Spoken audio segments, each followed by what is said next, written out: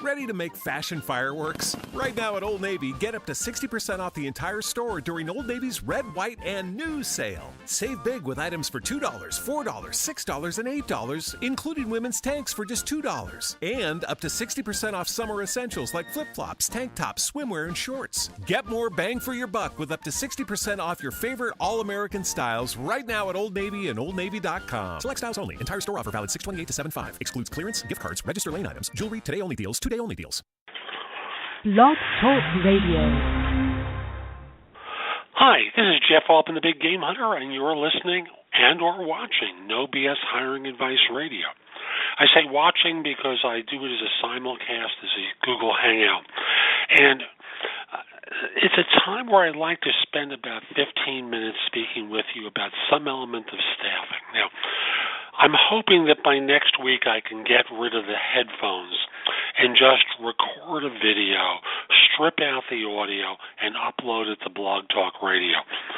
You know, frankly, I realize how goofy this sounds. I think they're capable of taking an MP3 from me, and if they can, we're going to be doing it a little bit differently. But in the meantime, it's me and my microphone here with my headset. We're doing this as an audio.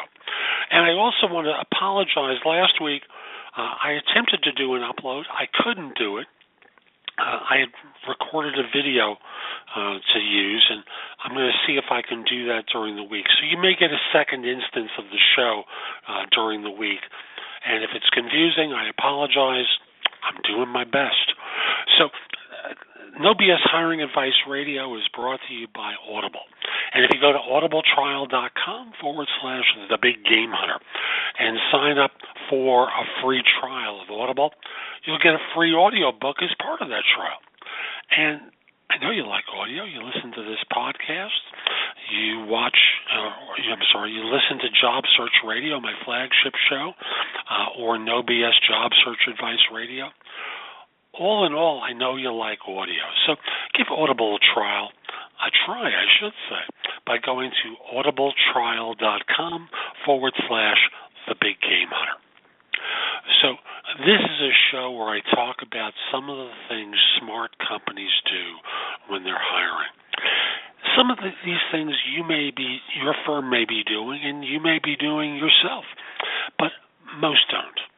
And I'll simply say, let's take a look at some of these things that smart firms do. Many firms obviously use an applicant tracking system. And what smart firms do is they have the system properly calibrated for each job. You see, the classic complaint about applicant tracking systems is the classic black hole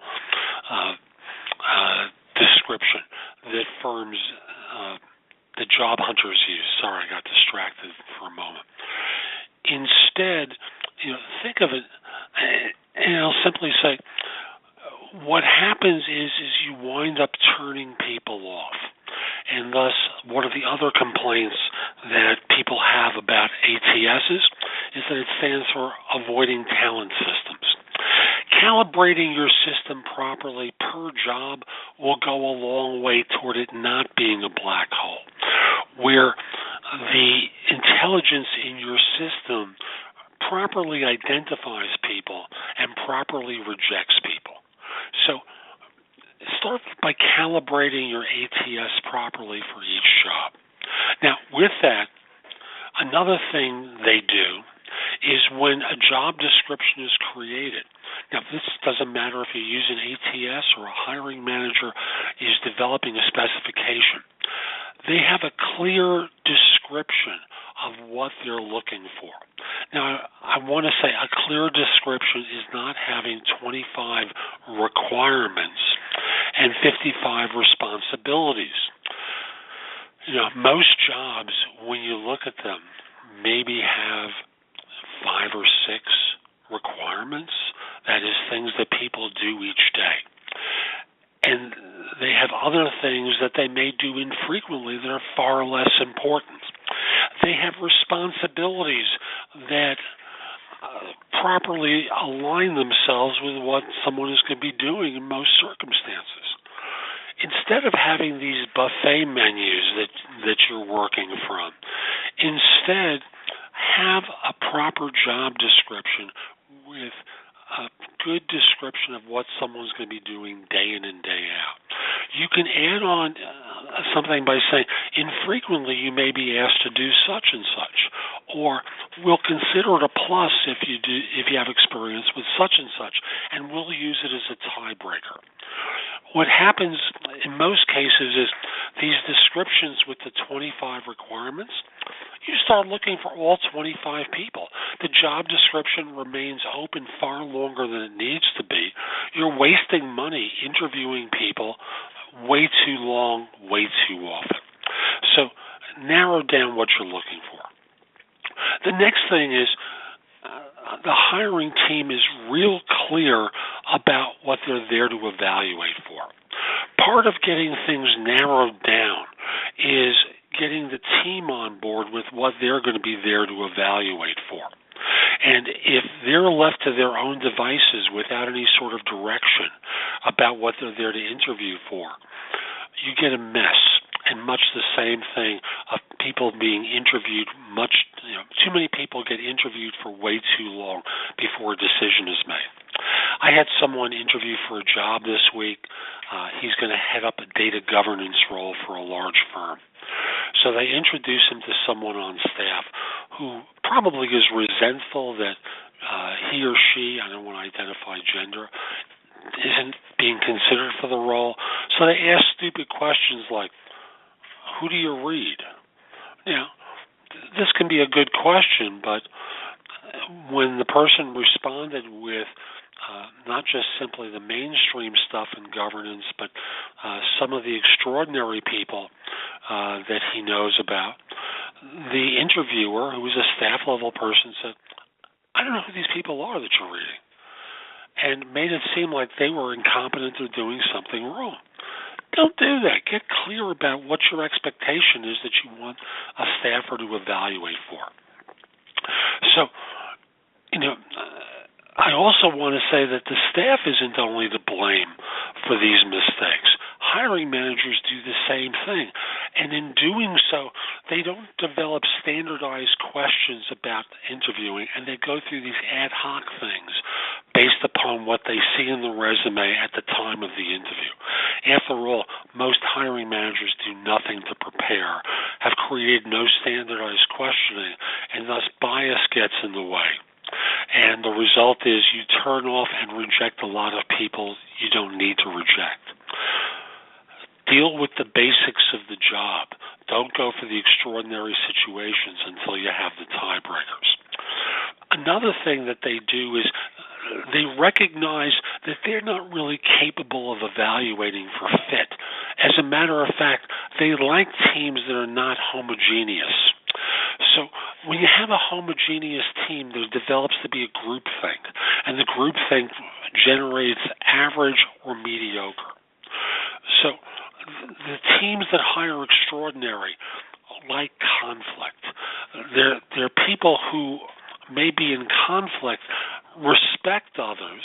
They respect the manager to make the right choice. And as a result, rather than being homogeneous and basically looking for people just like them, they're willing to take on not just simply Susans and Jameses, but Hongs and Ramseys and people who are different. Now, why do I think it's important to go non-homogeneous? Well, there was an interesting statistic I saw that basically says, let me just say that managers are not equipped to evaluate for fit. After all, I'm a guy with a master's degree. I've done institute training. I've facilitated thousands of pieces of psychodrama work. I'm an unusual individual, but I know your hiring managers are not giving out industrial or behavioral psych tests. So these are firms that don't take into consideration predictive indexes. They don't take into consideration these sort of, allegedly objective criteria that are completely subjective. So I'll just say that the smart firms basically look for qualifications. And the smart firms get real clear and focused. And when they find the right person, they act on them. They don't go shopping to see whether the next 25 bright, shiny objects walking in the door, the next 25 people might possibly be better. Good. So they keep it real simple. And what they do is they hire that which fits. Nothing more, nothing less. So smart firms also embrace the recruiters that they work with from third parties. And instead of keeping them at arm's length, they teach them what they're looking for instead of pushing them away. When firms send a job description to me and don't communicate, I know I'm going to waste my time and I'm going to chase my tail. And I'm going to be guessing what it is that they're looking for. Don't make them guess. Give them clear information. Teach them how you evaluate and assess. And you're going to be hiring better people. Another thing that good firms do is when they get a referral of someone from their own staff, they don't give them a pass. Social proof doesn't demonstrate that the person's qualified. Your staffer may not know exactly what it is you look for in someone. And even if they allegedly do, they really don't. So instead of following social proof, maybe you let them in the door, but you qualify them just as hard as a stranger. Another mistake people do is they trust their first impressions. And instead of doing that, you have to always go through all the details of the job and all the standardized questions in order to ensure that everyone is evaluated in the same way and bias doesn't rear its ugly head. Smart firms check references religiously and in great depth. Instead of doing these, hi, would you rehire this person? Well, how many times have you ever heard that they wouldn't rehire? Talk to the hiring manager who's given as a reference in detail about what your job is and whether or not they see them as qualified. Yes or no? Why not? Why yes? What they might have done previously that relates to it. And you're going to get much more information, just like the smart firms do. Lastly, the smart firms treat corporate recruiting as valuable individuals rather than idiots and bozos.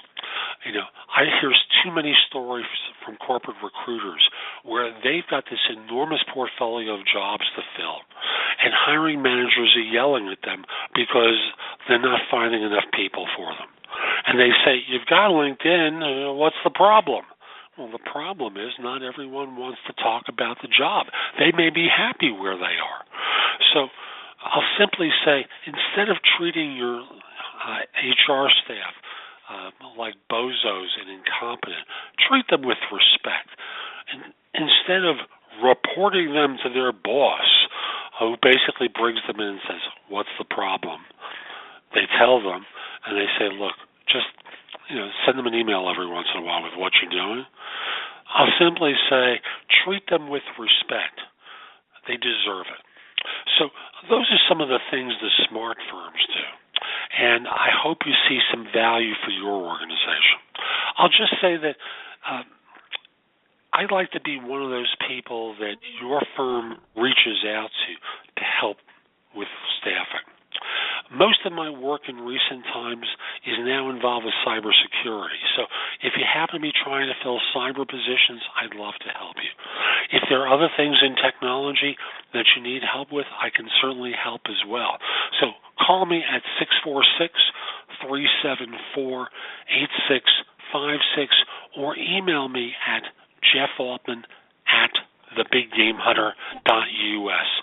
I'd love to help your firm staff positions. And if we're not connected on LinkedIn, send a connection request at linkedin.com/IN/TheBigGameHunter. I accept connection requests from people worldwide, except if you look like a spammer or scammer, except if you're a third-party recruiter. Also want to mention that there's a lot more at my website, which is thebiggamehunter.us. There's stuff that you can watch, listen to, or read that is going to help you find people more quickly. So again, visit the website. I'd love to help you. So I'm Jeff Altman. Hope you enjoyed today's show. I'll be back next week with more No BS hiring advice. Take care. Ready to make fashion fireworks? Right now at Old Navy, get up to 60% off the entire store during Old Navy's Red, White, and New sale. Save big with items for $2, $4, $6, and $8, including women's tanks for just $2. And up to 60% off summer essentials like flip-flops, tank tops, swimwear, and shorts. Get more bang for your buck with up to 60% off your favorite all-American styles right now at Old Navy and OldNavy.com. Select styles only. Entire store offer valid 6/28 to 7/5. Excludes clearance, gift cards, register lane items, jewelry, today-only deals, two-day-only deals.